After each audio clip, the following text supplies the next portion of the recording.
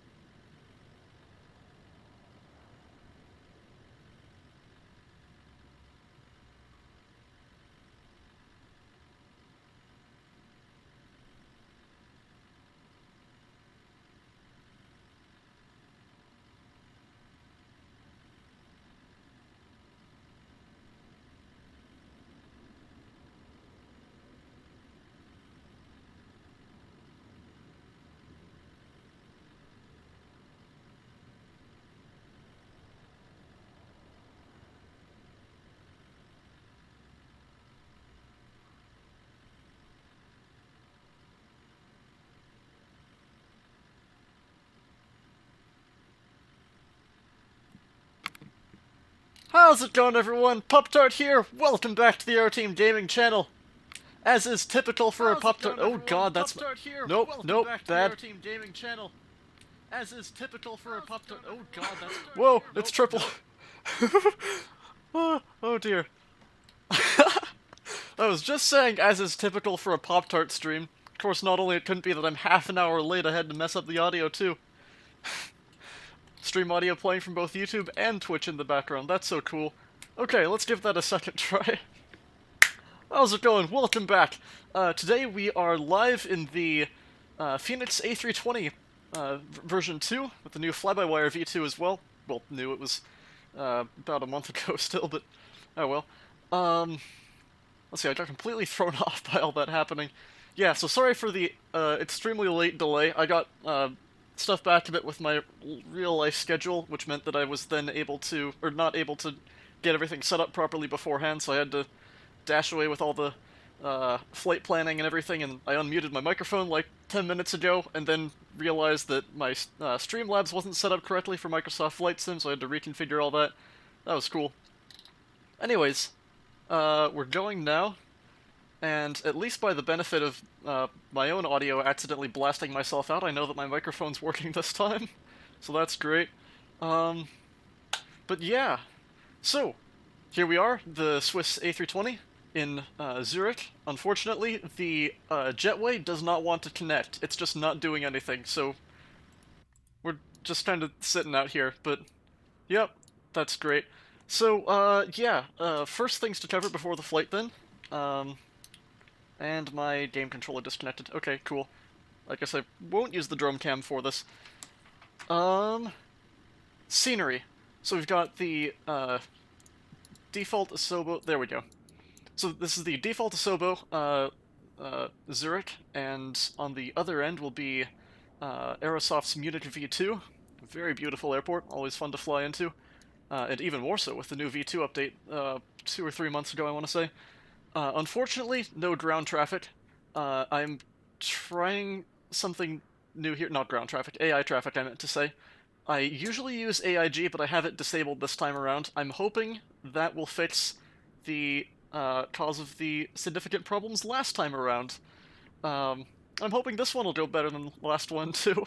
In the last Microsoft Flight Sim stream, at least, where I just had a hard crash to desktop 10 minutes after takeoff. That was so much fun.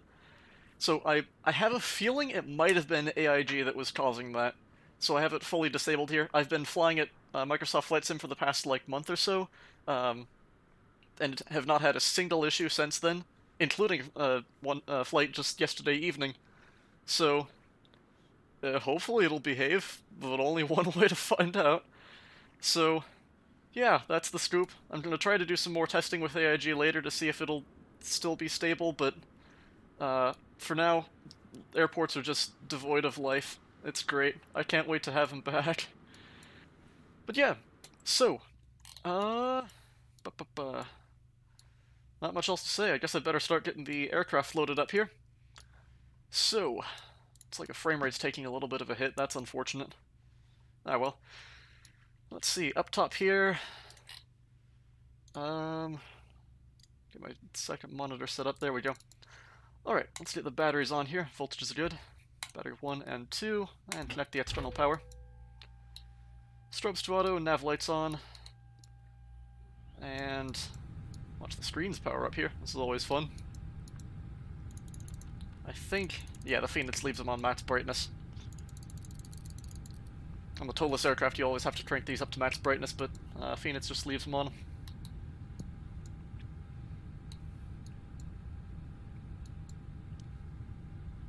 Well, I've never seen that before, or paid attention to it at least. The MCP also goes through a power-up sequence. That's pretty awesome. Oh, I love watching it all come to life.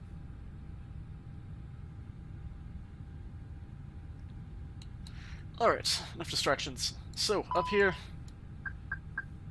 Hello. Get the adheres to nav. And status on the display.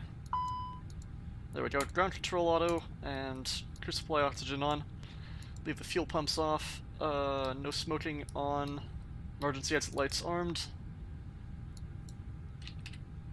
And with that, clear out the cautions, and let's get the aircraft loaded up here, since it takes a while on Phoenix with real time. Let's see. Yeah, that jetway's just not wanting to do anything. That's unfortunate. Oh well.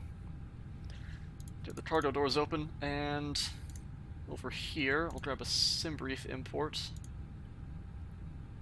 There we go. I'll have to adjust the Zulu time as well. Let's see, we got 16:19, so about 30-minute departure. So that's 16:50-ish. 31 minutes, yeah. And let's get the aircraft loaded up here. So, load real time. Oh, only 21 minutes, that's nice. Oh yeah, only planned 137 passengers.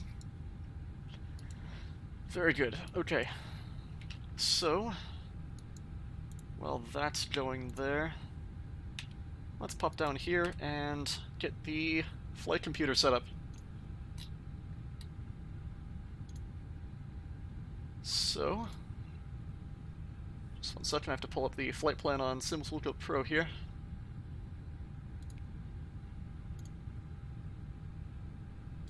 Alright, I think I got it connected. There we go, yep. So, first things first here, yep, CFM56-5Bs. Nav database is going to be out of date because I haven't bothered to update Navigraph in a while, but oh well. Going from Zurich to Munich. Initialize the IRS on the reference, and grab a wind data request. Ground temperatures are going to be 14 degrees, says the meter. Yep, 14 degrees there. Oh, get some lighting cranked up here too.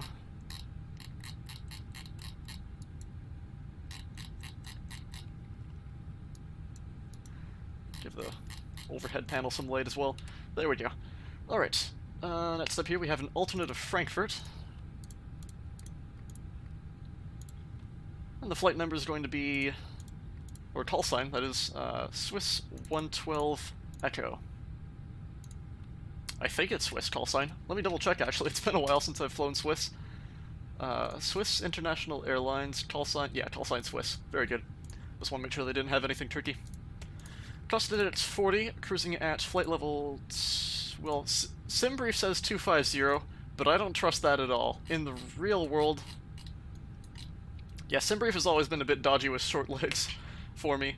So in the real world, they cruised at 190. I'm going to use that. And yeah, even then with that 190, they were still only cruising for less than 5 minutes. So yeah, I would not trust 230 at all. Although, the traffic patterns are going to be a bit longer since runway directions have changed, but I'll still take 190.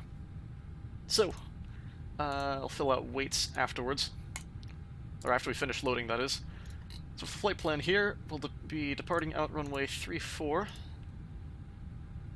Degas 5 Foxtrot. Oh, interesting. So only 1 month and they've already changed the revision number on that one. Oh well, Degas 4 Foxtrot should still do us. I'll just have to double check that against the chart to see if any revisions took place. But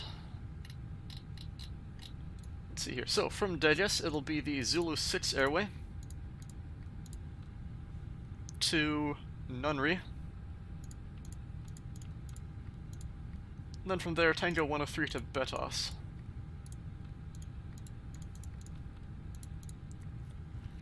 And that'll be straight into the approach transition. So, I'll grab the arrival at Munich here. SimBrief gave me the Betos 3 Bravo or something like that, but we're going to be using the just the Betos RNAV transition straight in. And yeah, we've got ILS 26 right, and yeah, Betos 1 Bravo was the SimBrief one, but we're going to do no star and instead take the Betos 26 RNAV transition. There we go. So, what's this giving me? Huh, weird. Alright. Alright, let's double check that plan here then. Ooh, and I'll verify it against the chart here first, actually, for the departure. 570, 569, 568, 501, Mammal, Kolul, and Zurich, 504, 525 to Degas. Yeah, interesting.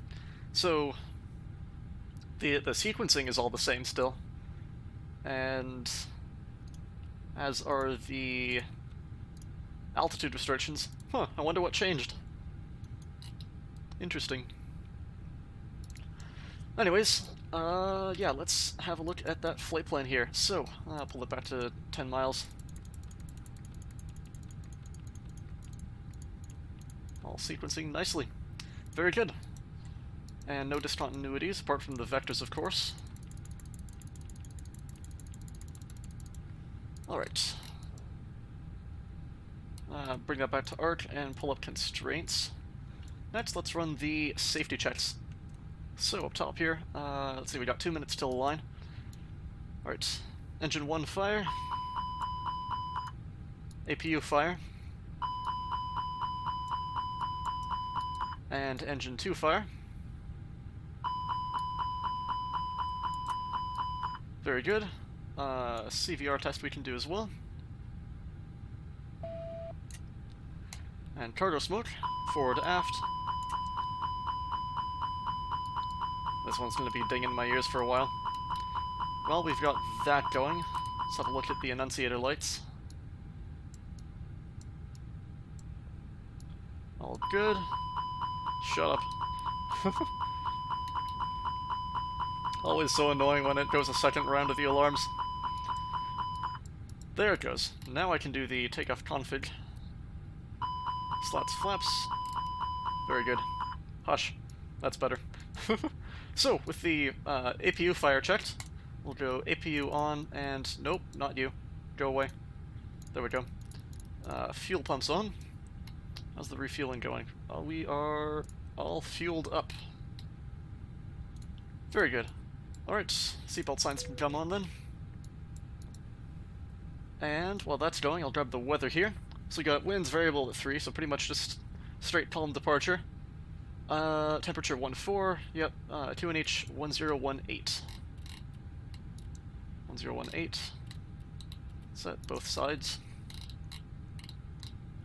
There we go. APU flap open, give that a start. Let's see. Squawk 2023 for good luck. Oh, I have to clear that out first. 2023. There we go. Different models always throw me for a loop with the transponders. On the model the Tolus uses, it just overwrites directly on the Fenix. Whatever model this is, you have to clear it out first before entering. Oh well. Ooh, I didn't get the cabin door open. There we go. Very good. APU is almost fueled, fired up here. Once that's done, we'll go. There we go. APU avail. There's the APU generator. APU bleed on. Disconnect the external power. And now let's have a look at that departure. So, we'll pull up the overlay here. All right. So, for the whatever this is, there it is on the right side. For the Degas 5 Foxtrot, runway 34, it'll be straight out, heading 331 degrees, intercepting Zurich 570, 3500 or above. From there it'll be a left around, intercepting the 241 inbound to Zurich 569, then a left around to direct to 568, max 210 knots in the turn through there, 5000 or above. Then straight ahead Zurich 501, Mommel, flight level 80 or above, and Kolul. Then right around Zurich 504, 525, and Degas for the airway. Initial climb clearance 5,000. Transition altitude is going to be 7,000. And a nav departure all the way through. Very good. Alright, let's get that set up then.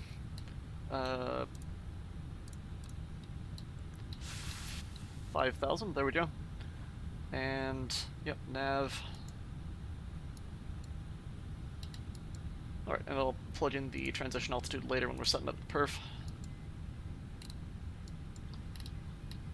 How's the loading going? 62 out of 137.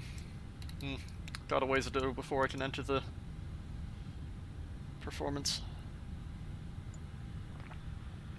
Oops, I should probably mute while I take a chug of water. Be right back.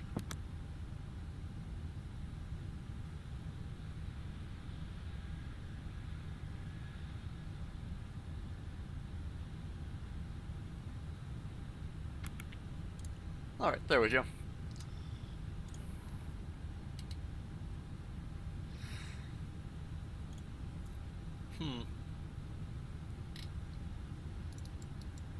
What can I do to fill time?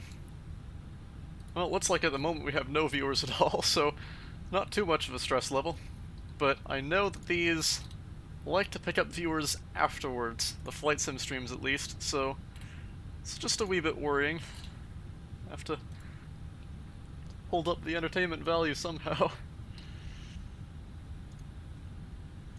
So, yeah, we're still stuck for a little while. It's been about 10 minutes since we started. Yeah, I put it 31 minutes out. It's been 10 and 20 minutes of loading, so about another 10 remaining before I can set up the performance and rocket out of here. So, well, yeah, I suppose if that's too loud out here, I'm just gonna stay in here. So if there's anything you'd like to see me fly, please do let me know. I'm always open to suggestions. My free time for that is probably going to be dropping out the window in a little while here, as school begins again, or college that is. But so I probably won't be doing too much flight sim livestream for a good long while here. But I suppose it would be good to idea generate for the far future. Apart from that, I'm not sure how my schedule is going to work out time-wise in terms of like how much free time I'll have when, but I'm hoping that I should be able to do some more gaming live streams. I won't be able to do flight sim live streams. I don't believe I'll be taking my or have the room, that is, to take all of my flight sim hardware all the way to college with me. So it's going to be a very simplistic setup, and probably no possibility for flight sim, but I do have that Jedi Survivor series going. That's been a lot of fun. It hasn't really been doing too well on the channel. The last one got like 18 views in the past week or so, so it's not ideal for content, but also it's kind of an interesting point where I really love the game, and I love playing it, and it's not a whole too much extra work for me to just fire up a live stream while doing so, if I have the time to play it already. So, I might as well, just for extra content for the channel. So I'm probably going to be doing it either way, regardless of how well it does. So, that's kind of, sort of the plan. So yeah, I got, Jedi Survivor, some other games. I still have to continue with that Spider-Man playthrough, but I never really did get the time for it. But that was a lot of fun, too. Really, I say looking forward to, even though it's still years out. That Spider-Man 2 looks awesome, but I know Insomniac always takes years for their PC ports, and I do not have a PlayStation, so that will not be happening anytime soon. But I'm looking forward to the day it comes as a PC port in, like, 2025. So, there's that. I do have Miles Morales too. That looks awesome. And I'm still waiting on the first one to be able to get to Miles Morales. So there's a grind ahead there too. Otherwise, we probably should figure out, well, we probably should do some more Minecraft plane building live streams for some true Aeroteam content. I did that stream a couple weeks ago with the building a Learjet 23, It turned out a little goofy, but it was a lot of fun. So that's an option. Our our main lines, our main aircraft lines are usually a lot more carefully done than would be able to just go straight in yeehaw on a build live stream or whatever. But I've been doing work on like private jet lines and one retro aircraft. I did the BAC 111 like just on my own, since those aren't exactly part of the team build lines, so they're more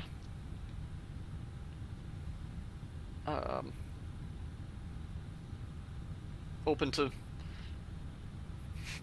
I don't know how to you know they can take a little bit less stress to endeavor upon. Pop-Tart speech moment. Oh dear. See, this is why I make so many jump cuts in my Minecraft tutorials, because I can't speak a coherent sentence to save my life. So this is the unfortunate outcome of live streams, but oh well. Once my plane finishes loading and gives me something to do, it should be a lot better. Just 30 passengers left.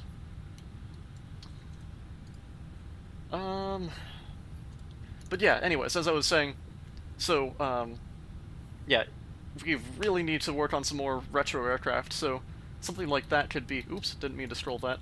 Something like that would be good material for a, like, live stream kind of thing that would be a little bit more low stakes.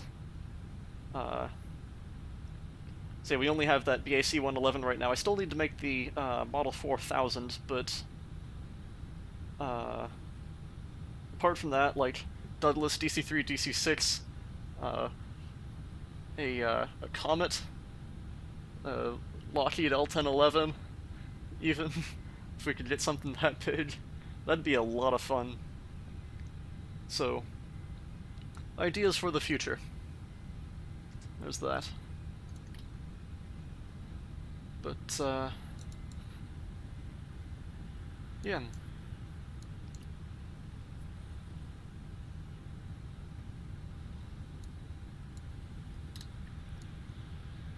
How's this coming? 25 more passengers. Come on, you can do it. Yeah, I probably should have selected a fast load. Made less of a fool of myself, but... oh well.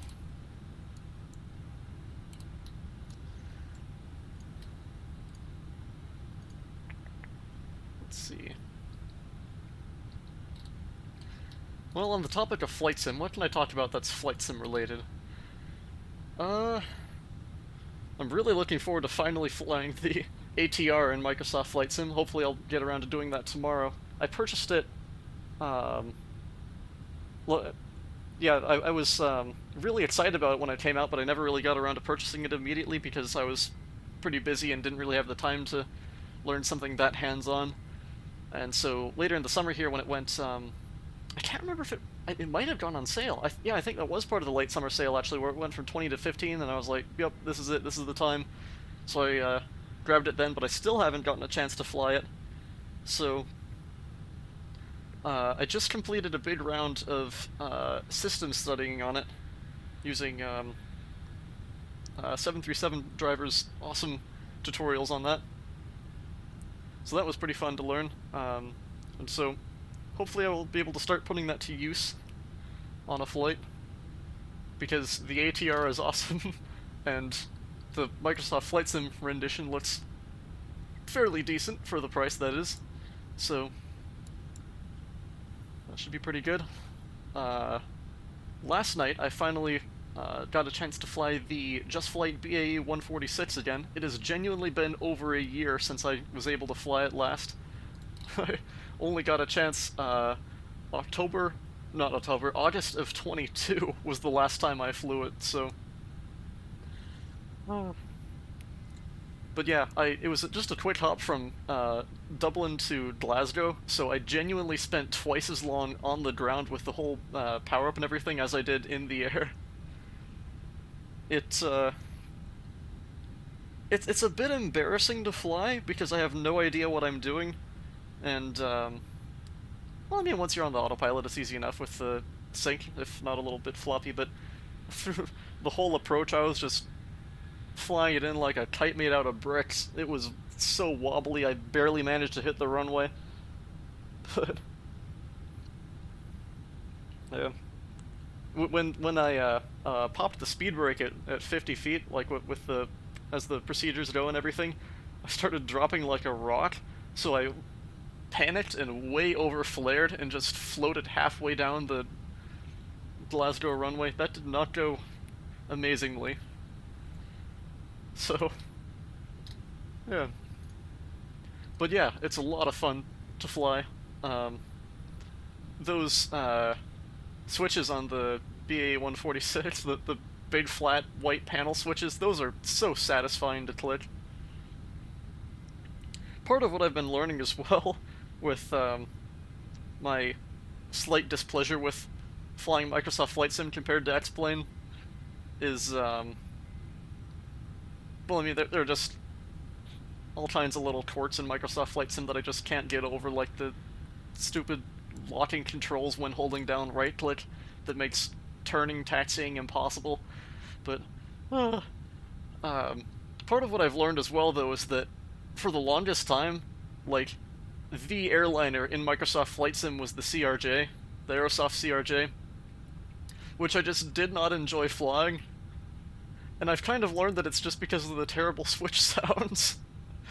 Like, once I've started flying aircraft like the Fenix and the BA-146 that have actually decent cockpit sounds, like, I can flick switches and they sound awesome, like, that's so good right there. The animations are so satisfying and the sounds are so satisfying. It's so much more fun compared to the CRJ, where you go up and you hit a button and it just makes this big ol' fake chunk sound that's the same chunk sound that every other switch in the cockpit makes. I really hope for the day we get a good sound patch for the cockpit audio in the CRJ. Because it's such a cool aircraft otherwise. It's just unfortunate. Lost potential. Hey, would you look at that? Boarding complete. Now I can shut up and stop making a fool of myself. Alright, so with that now, I'll pop over here to the right box and grab the load sheet. Oh, it's still only a preliminary load sheet. Ah, well. So, alright. Zero fuel weight's going to be 58.4. Oh, come on. 58.4. Click the buttons when I tell you to. CG 30.0 even. And block fuel's going to be... oop, not right there. There it is, 5.5. Alright, run the takeoff performance now.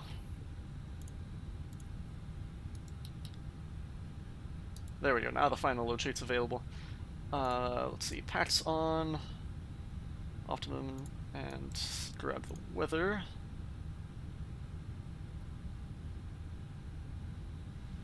Alright, there's the V-speeds. Oh yeah, that reminds me, I completely forgot this in the opening as well. But yeah, so the flight number here, as in the description, we got Swiss 332. Hey, wait a minute. Oh man, I never updated the video description, did I? I switched, that's right. I ended up switching, flights, because I didn't have as much time as I thought I would. So I was originally going to do, Zurich to Heathrow, and I actually made the thumbnail for that, but I switched it out afterwards to, Zurich to Munich, since it was a much faster hop and wouldn't be a solid hour stuck in, cruise. So, our flight number is not Swiss 32, or a call sign of 7 Echo Alpha. So let me just update the video description as well while I'm at it here. So, our actual flight here is going to be Swiss 1110 with a call sign of Swiss 112 Echo. 12 Echo, there we go. Just swap that out in the description. Glad I caught that. So yeah, Swiss 112 Echo, call sign from Zurich to Munich, departing out 7:25 p.m.-ish. I'm a little bit early here just because I wasn't sure about how dark it'd be getting in Munich, so I fudged the departure time a little bit, but we're mostly around there. 6:44, only about half an hour early. But yeah, already getting some of that nice golden hour glow with the sun coming down there. Alright, so with that covered now properly, V-speeds, we got V1 135, rotating at 140, V2 140, transition altitude 7,000 is I believe the departure set, yes indeed. We got flaps 1, I imagine? Yes, 1 trim down 0.1. And flex temp is, let's see, 66. And I'll just grab the departure information here real quick to see if we have any NADP departure to worry about. Yes, here we go.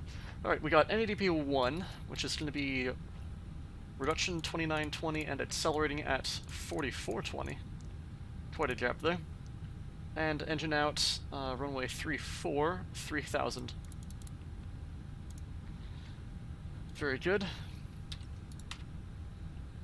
Alright, interesting. Not often you see multiple different engine out accelerations for different runways. Usually it's all just one out acceleration, but that's how deep we are in the mountains here. Well, not really deep, but we've got the mountains surrounding the approach angles here, so I guess there's that to look out for. Alright, so now that we have that, I think we should have received the... No, we still haven't gotten the final load sheet yet. Oh well. That's pretty much going to be it though, so we'll get us all locked up here. Let's see, cargo doors are closed. Get the GPU dismissed, there we go. And chocks removed. Don't have to remove the jetway because it never wanted to connect in the first place, so... Grab the beacon light here, get the pushback tug connected. Cabin door closed and locked. Locked, there we go. And pull up the... Well, I'll leave it for just a second before pulling up flight plan on the... There we go, speaking of which. What have we got? Compliance, no compliance. Compliance with number 1, very good. So... let me just have a quick look to see if anything changed too much. 58.4, max CG 30.5. So I'll get that adjusted there. Very good. Now I'll pull up flight plan on the right box, get that back to takeoff performance, and we can get rolling. Alright, I'll kill the parking brake. And start the pushback. We're going to push into the alley facing west here. Alright, start mode to start, and starting number 2.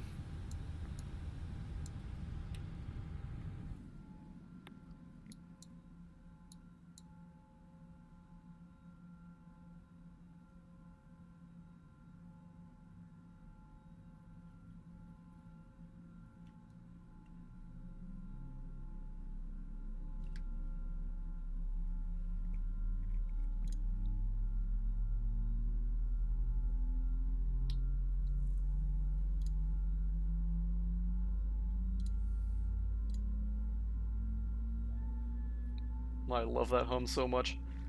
I better drop in here real quick though before I overshoot the... oop, that way, there we go. Yep, overshooting the turn just a little bit. Ah well, I really need to get GSX. But for now, I'm stuck using the default pushback.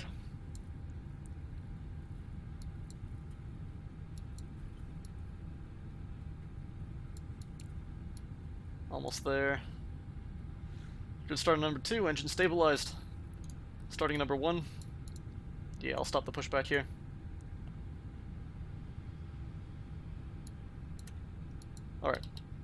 I'll do the callouts properly this time before sticking my head out the window. N2. Fuel. EGT is rising.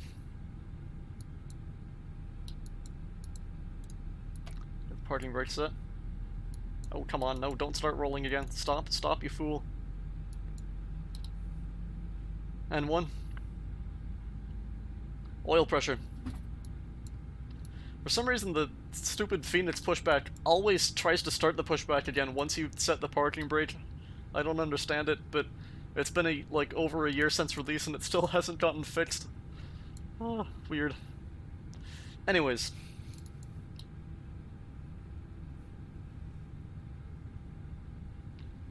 Almost there.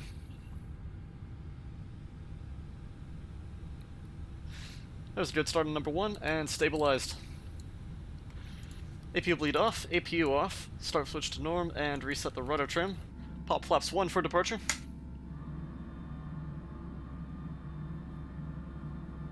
Oh, interesting. Swiss has the tips of their flap track fairings painted yellow.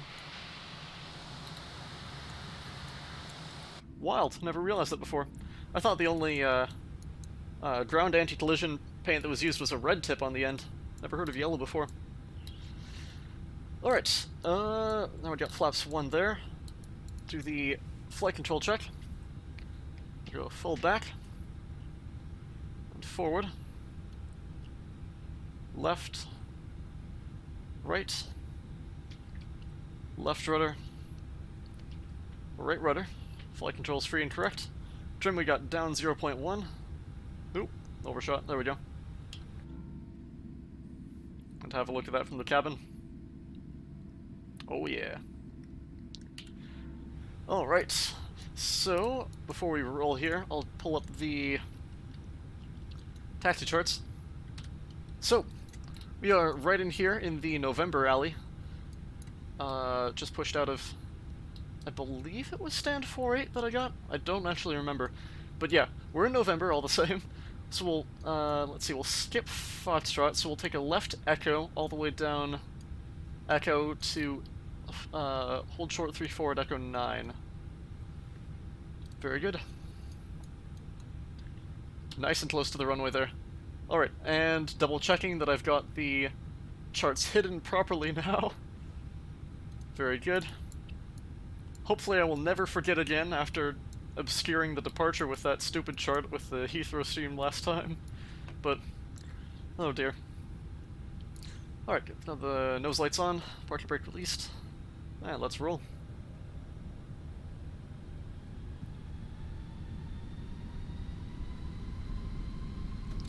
Oh, I should check the audio balance as well. It looks alright enough in Streamlabs. I have it kind of calibrated-ish for X-Plane, but I believe I have my X-Plane and Microsoft Flight Sim at different values, so... hopefully this will still have a decent enough balance.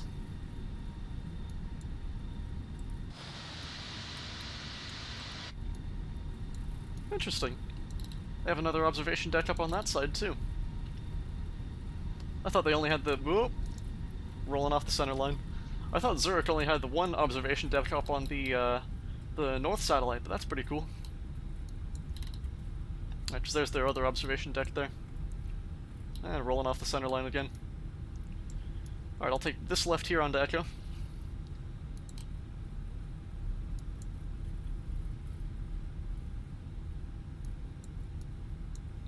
Now we can get a bit more power in to roll down.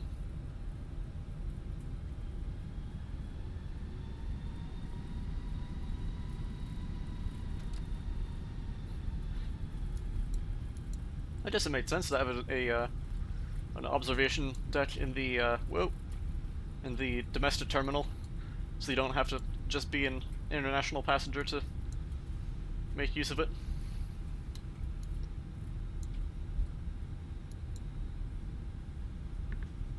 Yeah, this is a pretty nicely done airport for an Asobo handcrafted default. It might have been a Gaia sim actually, yeah, because this wasn't a this is like Sim Update 7 or something, I think I remember actually, yeah. Rather than a on launch, but oh well. Alright, gotta keep an eye out. Here's Echo 8, so we have the next right here. So I'll run through the takeoff checklist real quick here. Let's go auto brakes max, arm the speed brakes, there we go. Takeoff config normal. Pop protective wind shear on as well. Taking the cabin.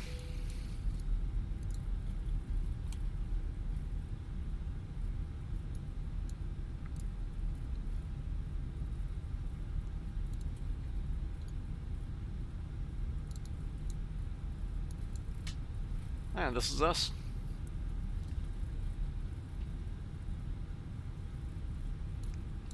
How beautiful is that with the sun glare there?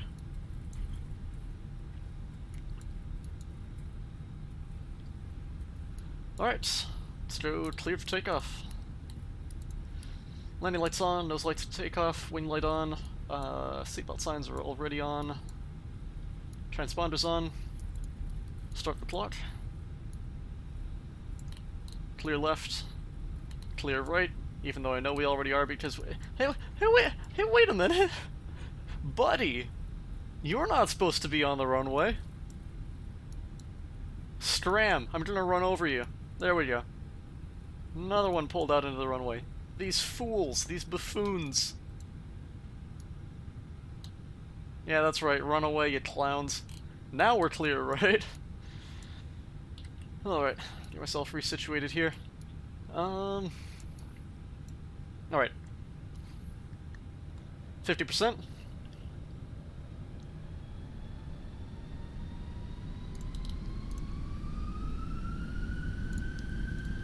Stable. Manflat 66 SRS runway, auto thrust blue. Whoa! Overcorrected and spun myself off center line. Whoops. Airspeed alive, takeoff power set. Man, I'm not used to the Fenix. 100 knots.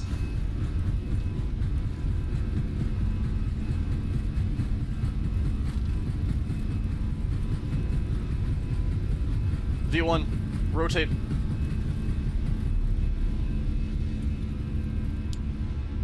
Woo!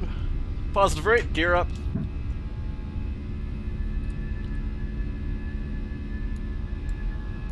Look at that. Oh yeah. I will admit, with the Fenix V2 Block 1, with the new fly-by-wire, the landing doesn't really feel as great as I thought it would. It's still pretty floppy, but oh man, the departure feels so good. That rotation out is just butter smooth. It used to just wobble all over the place in the first release. Here we go, lever climb, thrust reduction, thrust climb. Yeah, in the first release last year, that transition from direct law to normal with the rotation, the nose would just drop all over the place, and so that first little bit of the transition out into normal law, the nose would just be bobbing up and down all over the place trying to hold steady. But with the new fly-by-wire now, it has it nailed. It's so good. Alright, after takeoff, nose lights can come off. Gear up, no lights. Speed brakes disarmed. Oop, coming up on 5,000 there. I'll push that ahead to, let's do 110 initially. Here comes that left around to Zurich 569. And there's acceleration. Climb. Nav.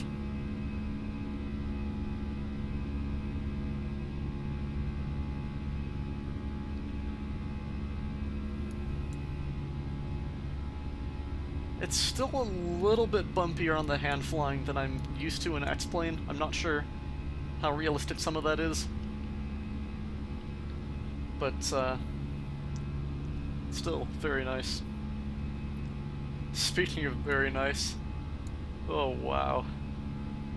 Yeah, doesn't get much better than that. I still love X-Plane 12 so much for the flight model and all of the airliners that are present there, but doesn't get much better than this.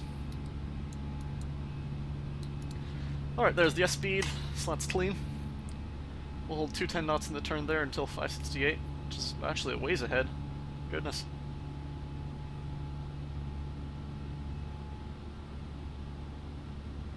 And pitch up there to hold 210. Oop, overspeeding just a little bit. See, there's some of that wobbly, still a little bit of that wobbly fly-by-wire I'm talking about. So, like, I'm gonna pitch up here to peg on that, and then I release, and the nose drops back down right there. I'm not pitching down. It's pitching itself down as soon as it releases to neutral. To my understanding, that isn't how the fly-by-wire is supposed to work. But, yeah, I don't know. Anyways, there's that final turnaround. Pull standard here. Passing 7,000. And let's plug in straight to 190. There we go.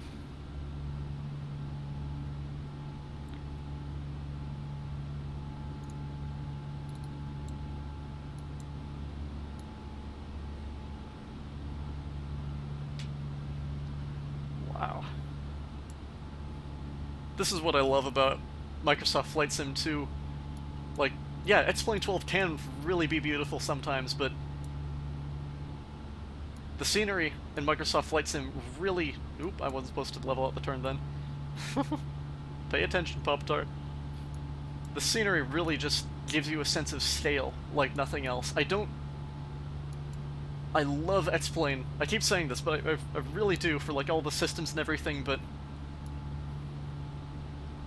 I don't get the sense of scale in X-Plane that I do with Microsoft Flight Sim. Like, this feels huge and real, and the terrain far below. It's such a wonderful feeling. Even if it means I have to deal with the stupid floppy fly-by-wire. Ah, well. There's past 210, and now we'll accelerate all the way up to cruise speed, not even once hitting 250. Alright, now that we're leveled out of the turn, I can get the autopilot in.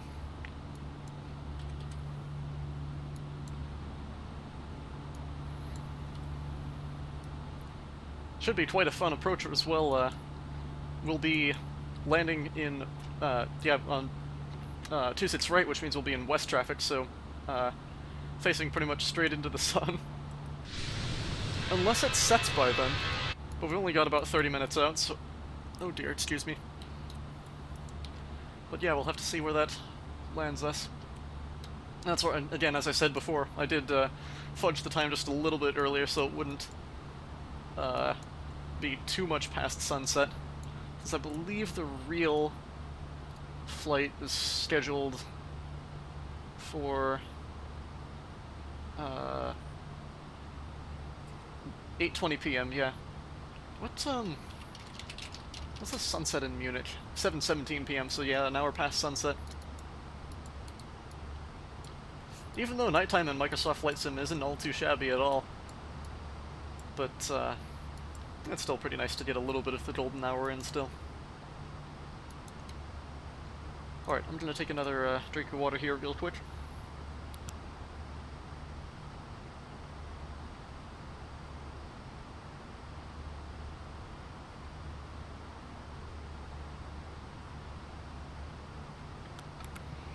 Alright, there we go.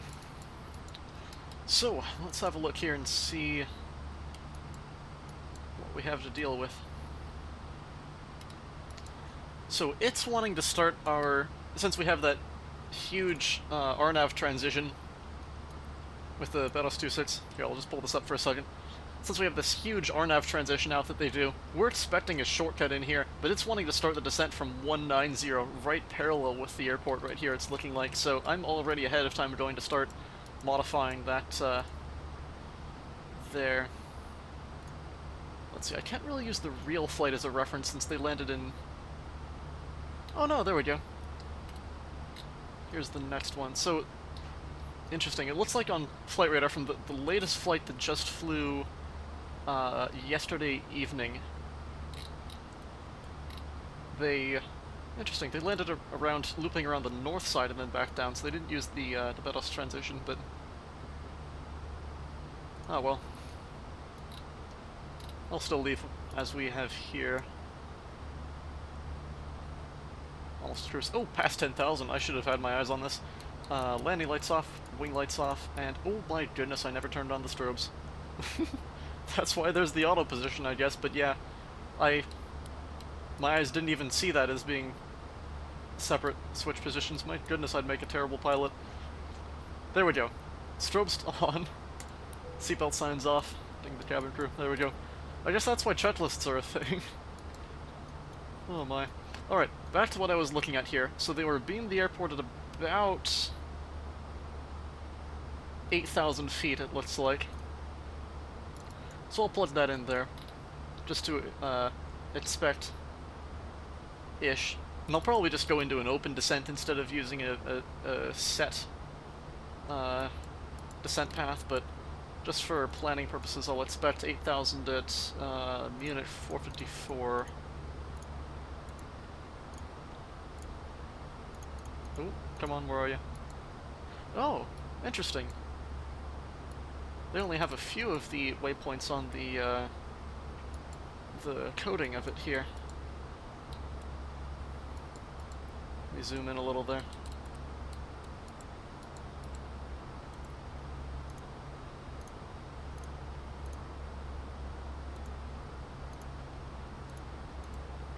Oh, come on.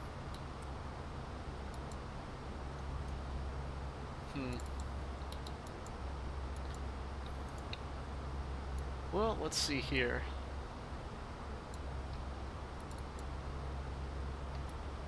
Maybe I'll just manually insert 454. See if that's possible. So, Munich 454, that's after 452. Before 459. Will it let me do that? No, it will not. What a weird RNAV transition. Anyways, here's where my knowledge of the situation runs out. So, yeah, well, let's see, what's it wanting to be at 459? 459, it wants 9,000 already there, but, let's see, 10-mile finals 5,000, so I'll plug at 5,000 into there. Although, no, that's about 20 miles out.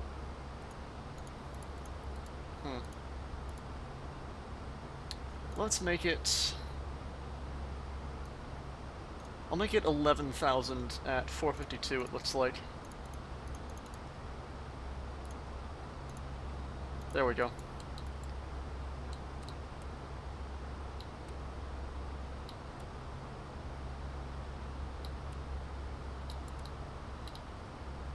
That should clean things up a bit. So that's putting the top of descent right around Bedos. Alright. Should be good enough, we'll get there eventually.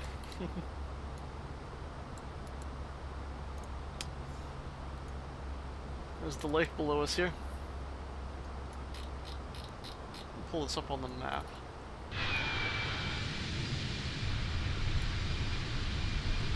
Ooh, that's an interesting,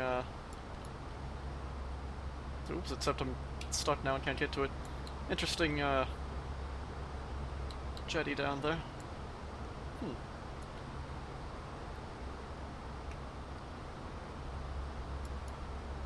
Going into the canal system.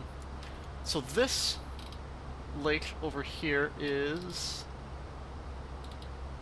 doesn't say on the map, that's so cool. Here it is, Bodensee. Right, the one just northeast of Zurich.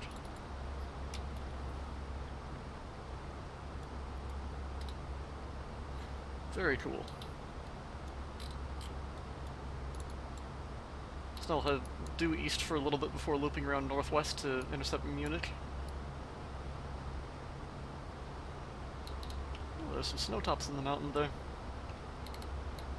Although I think that might be remnants from the satellite imagery rather than procedural live weather.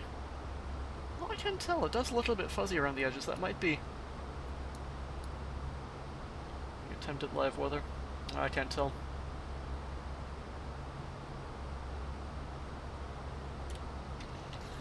Ah, well.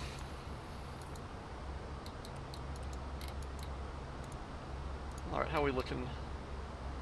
72 miles to top of descent here. Alright, let me just grab the landing weather. So, arrival weather here, we've got winds 210-3, very gentle, that's nice. Temperature 12, much the same as where we left. QNH 1017. There we go. Let me have a look at where they landed in real life here.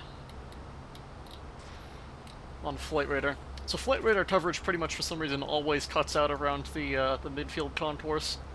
So I don't know exactly which date they used, but it looks like it was somewhere around the south end of the east midfield contour. So I'll pull up the charts here. I believe it was somewhere around here where they the real flight part, which is interesting because I usually expect that entire east apron there to be Lufthansa with all others on the west apron there, but looks like Swiss has been consistently using the east terminal for arrival here. So since we have all of these gates available and I don't have to worry about live traffic taking up any of them, I guess I'll just make a random call of... That'll take about 253 or so, I suppose. That should do us nicely. So, on arrival here, we got 13,000 feet of runway to work with. Very nice. I'll just use a low auto brake, definitely. We have these high-speed exits here. So, in a 320, I'll probably be landing around Alpha 6 or so. And so we'll take the high speed there wherever we end up, and then loop around left November, and in... We'll enter the ramp November 4, I believe. Yeah, it looks like that's what they did. Well, no. Interesting. So they... Alright.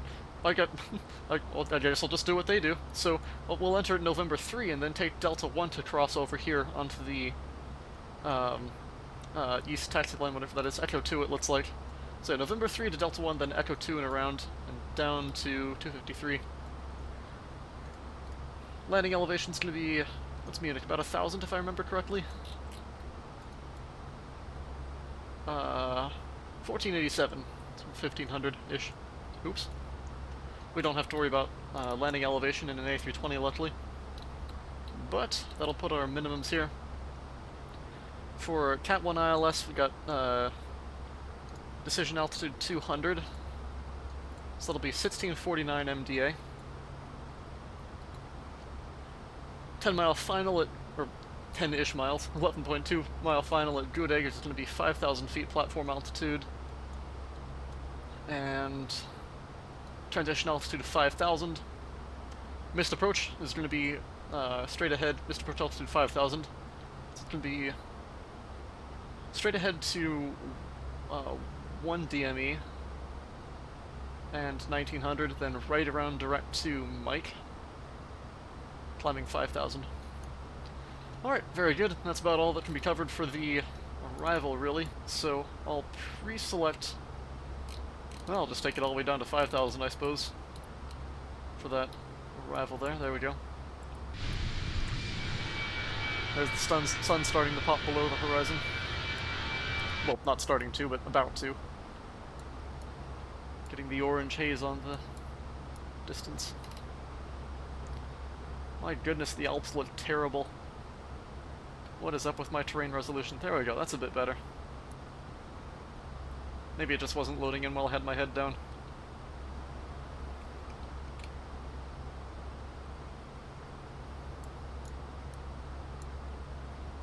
That's the problem with Microsoft Flight Sim scenery, though. It looks awesome when it feels like it, but otherwise you're just at the mercy of the low-resolution textures that take forever to load in.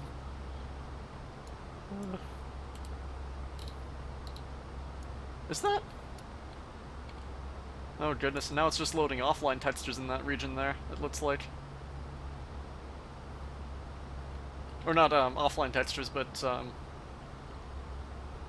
quote-unquote AI enhanced, which always look abysmal. Where they take splotchy satellite texture, and then in an endeavor to remove artifacts, it just makes it look worse.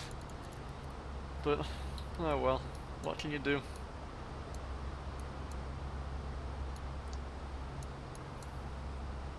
I'm gonna mute one more time here for another drink of water.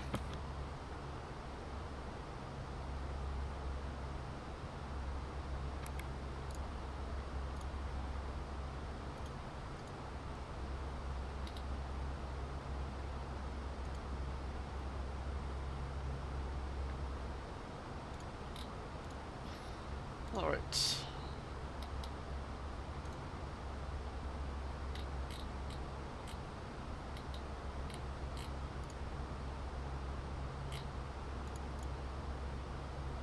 $30 miles till top of descent.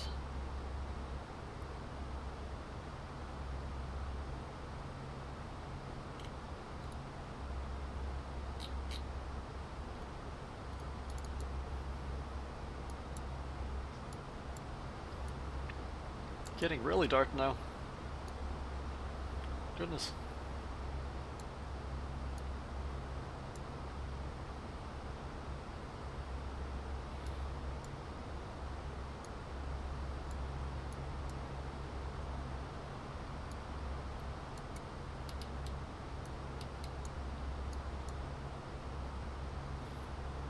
Cabin pressurization's looking good. Should have been checking on the climb up, but oh well. Professional pilot activities.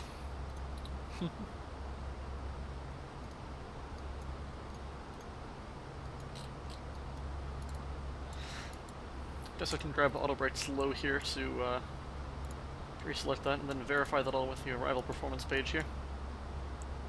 Making sure not to overshoot the top of descent.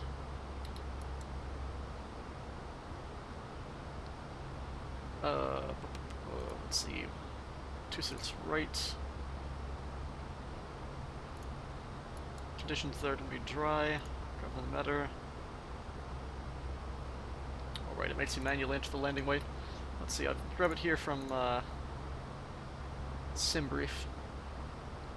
61,915 estimating. Oh right, it's just in tons anyway, so 61.9. Auto brake slow. We'll go max reverse and manual land, flaps full, auto throttle, or auto thrust rather. So yeah, that'll put us well within good tolerances, only 2,000 meters. That should be, yeah, right around halfway, so we should hit Alpha 6 right around for the high speed, maybe even, nah, probably not Alpha 9.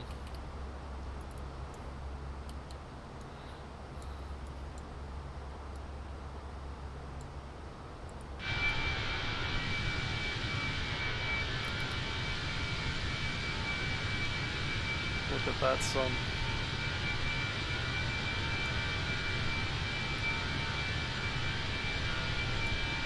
Oh, there's a screenshot right there. Lovely.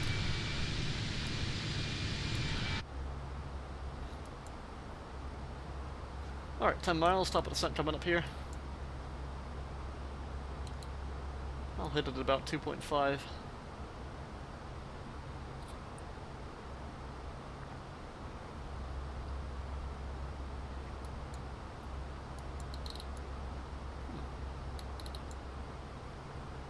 Runway down there of some kind.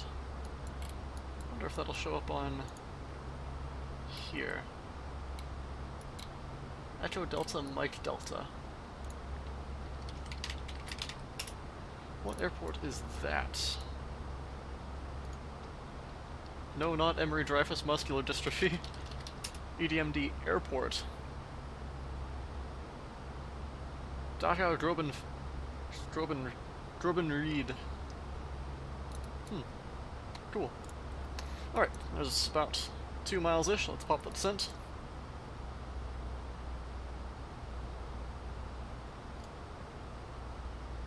Yeah, it looks like it's just a little grass field airstrip.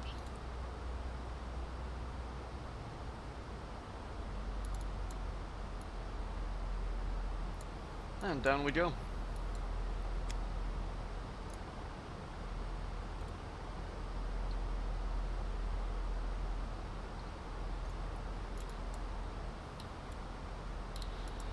So I'll let it go manage descent until passing 452, after which it's probably going to want to level off, so I'll just take vert speed down from there. I find that open descent rather can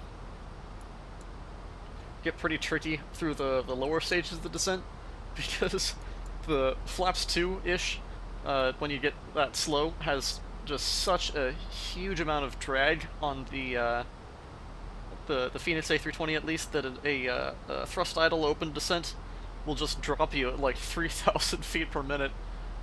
So, quite uncomfortable. So I'll just fly it the old A300 way and take a vert speed down from there.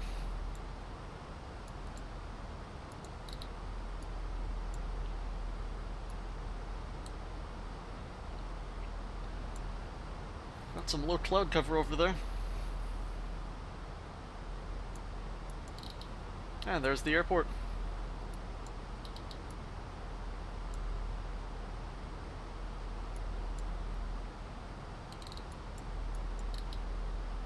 Oh, I can get airports dismissed there. We'll need constraints up again.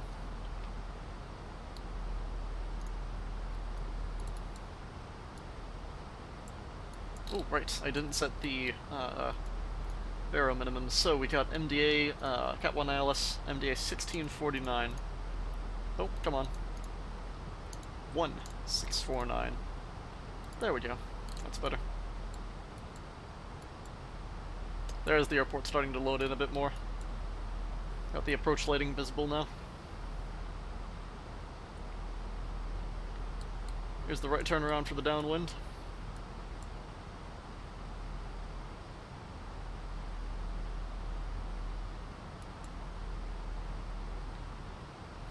So from the south side here, we'll be crossing all the way over to 26 right. I'm not entirely sure that's how they do it in the real world. It's probably not. I mean, the BETOS 26 RNAV transition is applicable for both runways, but like, yeah, in the real world when they were landing on 26 right, they looped around with a different RNAV transition to the north side for that one. But, oh well. I'm just kind of going with what SimBrief gave me. Yeah, it looks like it was the,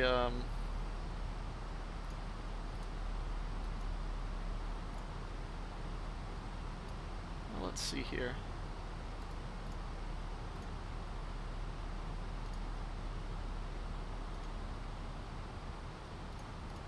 Probably wasn't even an RF transition, actually, that they used. It was probably just, straight vectoring around. Because that's what they would be doing with clear traffic such as a nice calm evening like this, but oh well.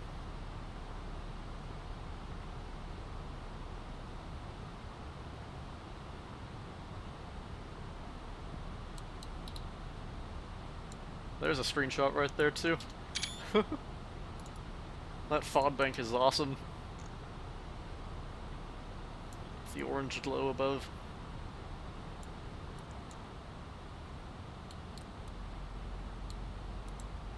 Alright, as predicted, it now wants to level off at 10,000, so we'll take an open descent for now. 1,200 down. There's 250 knots, and below 10,000, go landing lights on, wing lights on, seatbelt signs, and ding the cabin crew. Let's see, I came down here because I was literally just about to do something. What was it? Oh dear. I was going to... Oh yeah, landing scales, there we go. Get the DME readings up. Alright. I knew it was something in this general area because that's where I pointed my face, but... Oh. Goodness. Scatterbrain. Wow. Oh, that's a sunset. And I'm not even looking at the sun. All the way below the horizon now.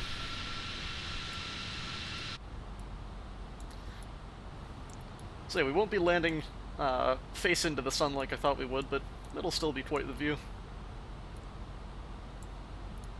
Just not golden hour, but more of a violet hour, I suppose. Alright.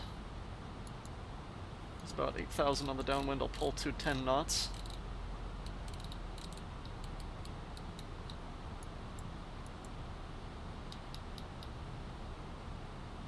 Level off down to about 600 down to shallow that off, pops the speed brake.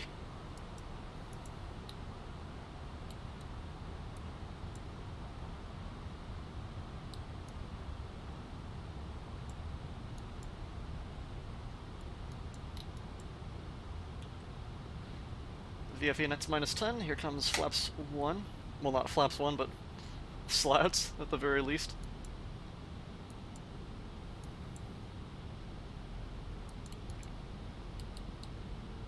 And go about 1,000 down from here.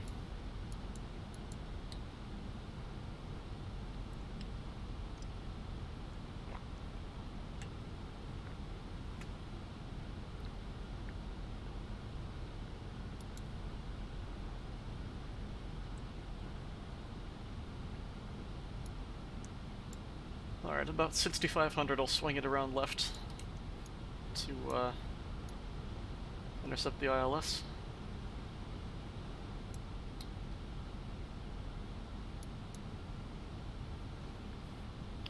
And then roll it back to 180 from there.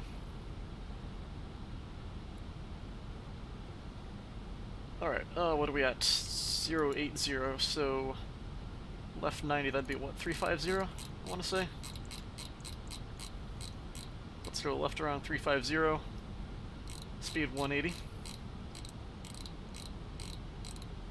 Whoa, not that far down. Come on, fast roll. 180. Again, shallow it out a little bit to help with that deceleration.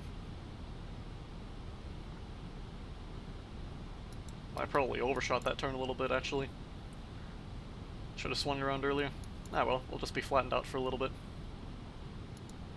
Here comes flaps 2.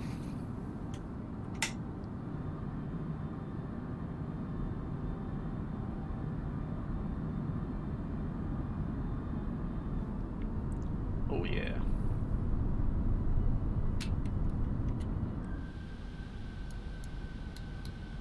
Goodness, for a purported 3-knot ground wind at the runway, this 22 knots here sure is skewing our track.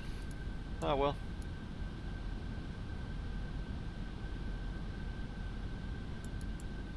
We'll see how it adjusts as we get closer down.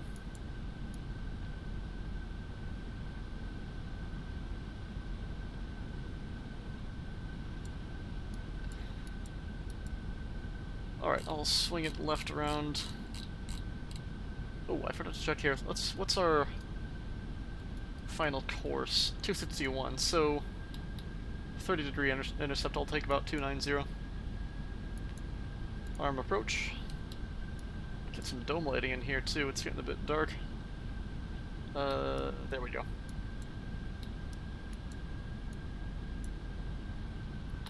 Floods are already cranked to max.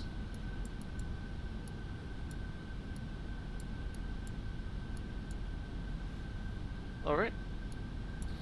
15 miles.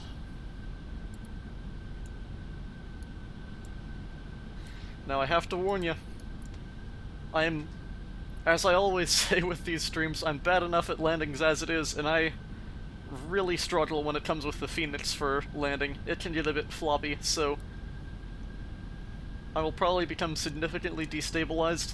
Now, I have things to do this evening, so unless it's really bad, I'm not going to be going around. It's just going to be whatever it is we end up with. Safety fourth at Pop-Tart Airlines. But, ah well.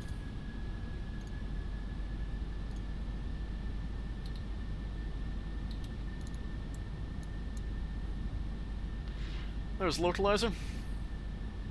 Glide slope is alive.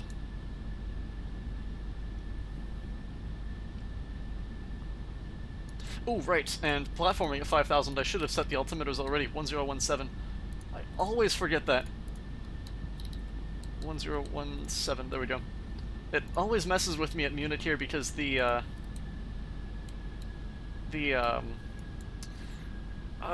platform altitude is the same as the transition, so I'm used to hitting the altimeters getting below the transition level, but here in Munich the platform is the transition level, so I always forget to set the altimeters, and then I'm always messed up by the end of it. I should be setting the altimeters when I'm planning on reaching the platform level ahead of time, so that's my mistake. But anyways, glide slope captured, 10 miles. We'll go speed 160, gear down.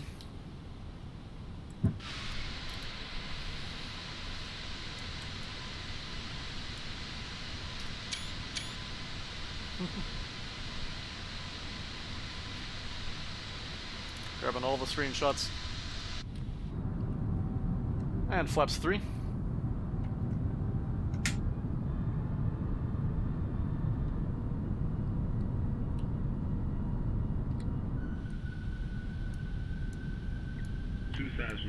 Goodness, it has gotten dark.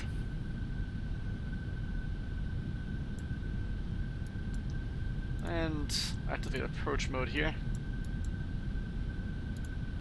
Roll back to VAP. Yeah, we still got a 20 knot headwind as we're coming down here. That is not what the meter says at all. Huh. Flaps 4.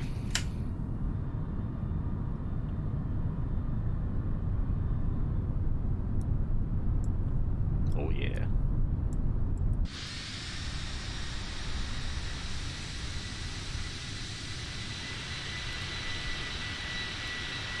It's not as harsh of an angle on the CFMs. I think the CFMs only go to, well, I don't know what the actual angle is, but the IE engines, for some reason, the flaps go a full 5 degrees farther than the CFMs do at flaps full. So those are always more impressive, but I still just love the flat wall of flaps on the 320 with that single slotted panel. Alright, there's 2,000. Goodness, yeah, with that 20 knot headwind there, the approach speed correction there has this huge, that's, what are we at now, about 155, so that's 20 knots above VAP. So we've got a significant nose down attitude here. That is odd for sure. Here we go, now that headwind's starting to bleed off a little bit. As is the airspeed correction. Interesting. Alright, I should be doing my landing checklist. Gear down, 3 drain flaps set for landing, full speed brakes, armed, auto brake set, low missed approach altitude. Was it 5? Yes, 5,000 set, altimeter set, lights. Come on. Set, cleared to land. 1,000. Alright, there's 1,000. I don't know. I'll let it take it in a little bit farther here. I'm not sure how I feel about this approach so far. I'm still not solid with my night landing, so I can get a bit lost with approach lighting, but I'll take it from around here maybe. There we go. Now we're down to 140. And yeah, only 5 knots. So it's just a significant headwind, just a few feet. Well, not really a few feet, but a little bit above the ground level there. Alright, flight director's out, get the track FBA. 500. We'll have to little bit there to grab that. I'm pretty much holding it steady right around 700 feet per minute down. Getting a bit high. 100 above. Coming up on minimums here. Minimum. Continue. Really high though, my goodness. 100. Ah well. I'll take it. 50, 40, 30, 20. Retard. Oh, that was stiff. How disappointing. A bounce too. Alright, whoa, whoa, whoa, whoa, whoa, whoa, what's the aircraft doing? No, no. That was weird. Alright. And my auto brakes are gone. Alright, manual braking, reverse screen. Oh, there's 40 knots, I can kill the reverses a while ago. That was weird. I'll have to look at the stream replay on that one. I swear I had my stick pretty much fully neutral and the nose popped up to like 10 degrees. How odd. Yeah, that just all... I mean, part of it's just my messy hand flying, but that just felt so wrong. Oh dear. Alright, squeeze on the brakes a little bit here. Oh hey, where did I pop out here? Did I hit Alpha 9 on, What's this? Why am I stopping? Oh, the stupid thing. I always forget about it. Ugh.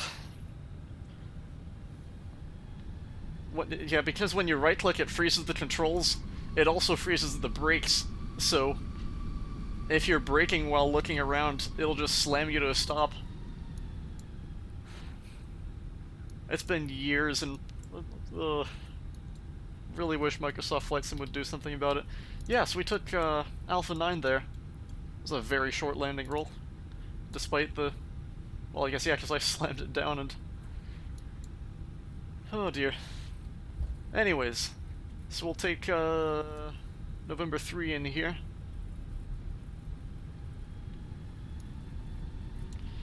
Alright, clear the runway. The landing lights off. I'll leave the runway turn-off lights on here for a little bit more visibility in this darkness. And strobes will come off though, as will wing lights. I'll leave the APU off until we get a little bit closer. Clean up the MCP here. And speed back to 100.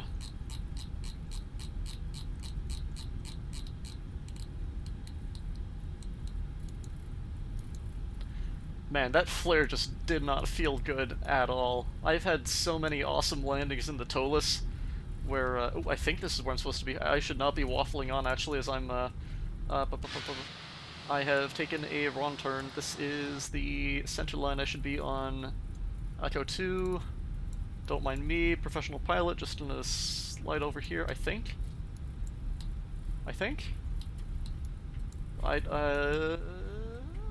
Yes, I think those... Evidently I need to study my taxi line again. Yeah, okay, this is the taxi line for Echo 2 here, the west taxi line. Alright, we are at 247, so... Just a little ways to go down until the end. Alright, I'll get the APU running here.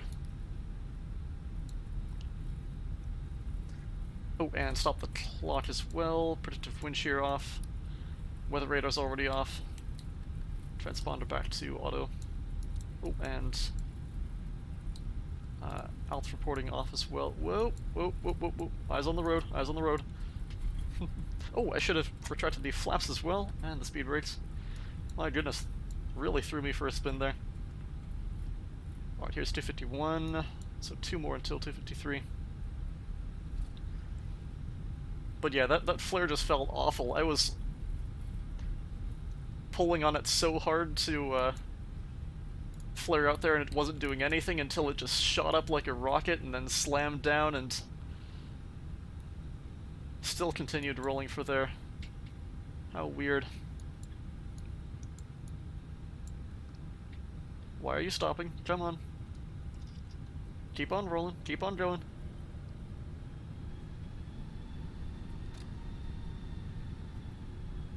That's better. Overshot that turn a little bit. Whoops.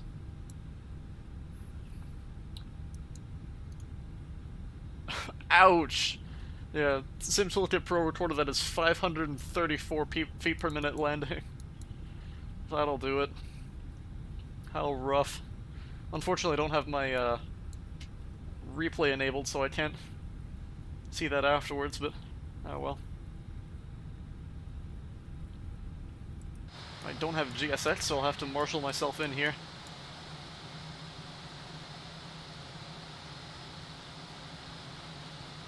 Right around there. Should have called it earlier, but oh well.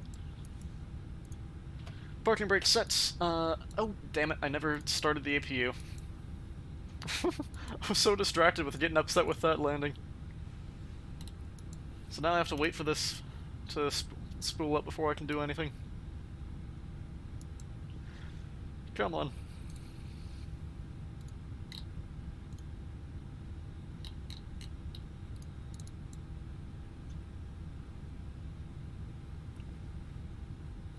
Almost.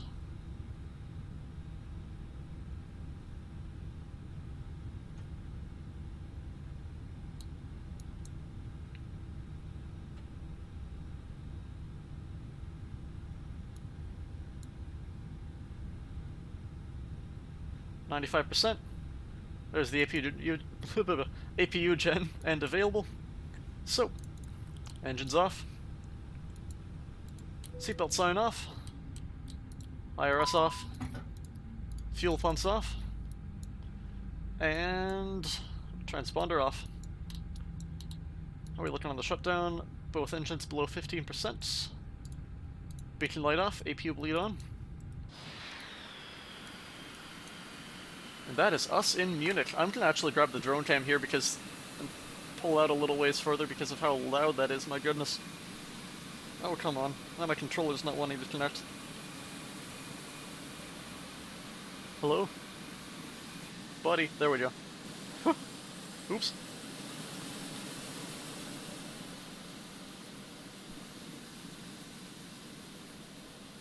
My goodness, it's loud on the exterior.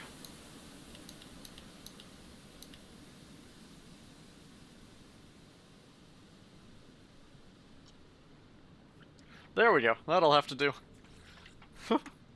Well, that is about it for today's flight. I don't have a replay mode set up in Microsoft Flight Sim, so no landing replays today. But luckily, it made it all the way through to the end. I was worried it would go south like the last Microsoft Flight Sim live stream, the United CRJ attempt, where it just crashed the desktop 10 minutes out, but oh dear. But yeah, this one held together all right, so that's... I'll take that for sure. Even if the landing wasn't amazing, the view sure was, so... All in all, yeah, pretty fun, tiny little hop there. So, that is just about it. If you have enjoyed any of the flight, please make sure to consider subscribing to the Aeroteam Gaming Channel for both future flight sim live streams as well as other gaming live streams from myself and all of the rest of us. We do a lot more than just flight sim, and it is a lot of fun. So, yeah, that will be just about it for today. Thank you all for joining along, and I'll catch you in the next one. See ya!